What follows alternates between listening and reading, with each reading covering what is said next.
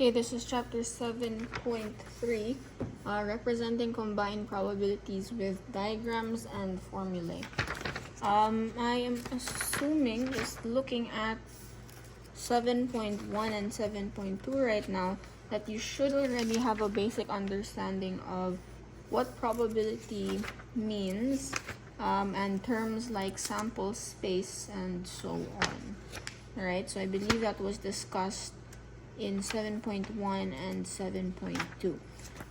Nevertheless, we will continue with 7.3, and mainly we're going to look at Venn diagrams in order to figure out how do we understand the probability or the chance of something happen given a sample space or given all of the possibilities.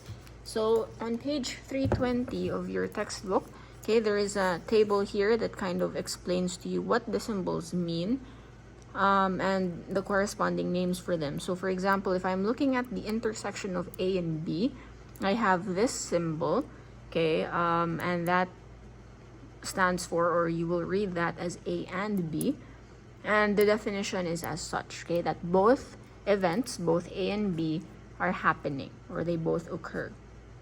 Now the union is going to be read as or, okay, so A or B, it's the event that either one of them occur or both of them occur. Now this is the complement, or sometimes people call it as A prime, okay, that just means it's not A, so everything that is not under that group or not A, okay, or the event A does not occur. And then we have conditional probability. This is A given B or A provided B. Okay, that means you're going to focus, okay, on B first. Check, has B occurred? Okay, so given that B has occurred, then A has occurred as well. Okay, so it's conditional. It really depends on the second part here. A given B. Okay, sometimes it's easy to confuse these two, the symbols. I just like to remember it this way. And starts with the letter A, and this symbol kind of like is the top part of the letter A when you're writing it. Okay, so I don't know if that helps, but anyway. All right, so I will do example 9, and we'll see how long this video lasts. So example 9, we have, I'll just read it to you. A student is chosen at random from a class. If E, okay, so I drew my Venn diagram here for you. If E is the event that the student takes ESS, and G is the event that the student takes geography, then find these probabilities and then interpret what they mean. So the first one they're asking us to find is the probability of E and G, okay, and as well P, G, and E. Okay, so you're looking at the intersection, the probability of E intersection G. So what does that mean? I need to find something that's common to both E and G. But before that, I need to figure out what is my total, right? Well, my total here is 11.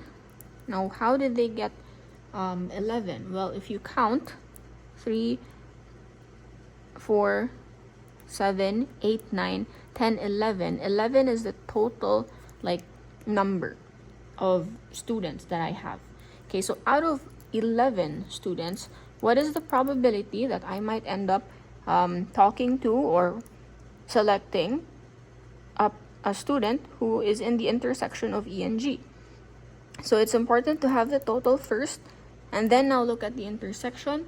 Okay, so if this is E here and this is G, okay, this is the E circle, this is the G circle, you look at the number that's in between the both of them, and in this case that's 1. Okay, so that is the probability for E intersection G, and you might be able to observe, okay, that this is just the same as G intersection E.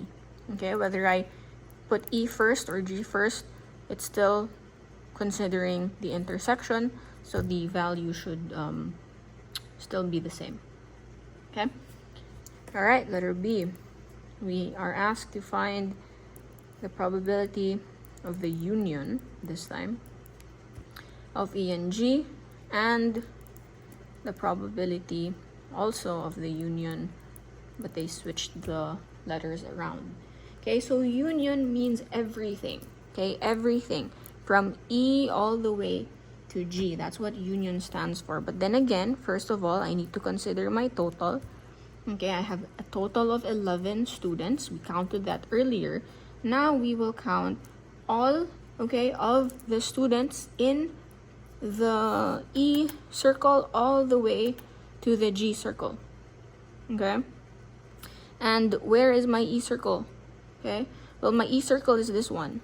Okay, because S is the small one inside. So this is my E circle. All right, so that means I need to count everything inside. And the first thing in my E circle is 2. Okay, plus the 3. Again, note that 2 is in the E circle, so I count it.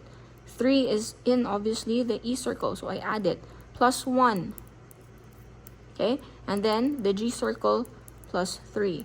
If you add this, 5, 6, this is 9 over 11. Okay, and this is your answer, and it should also be the same as P, probability of G union E. Okay, so just remember, if it's the union, okay, you're just literally counting everything. You count all of the numbers in the circles involved. Don't miss anything, don't skip anything. Okay, all right, letter C.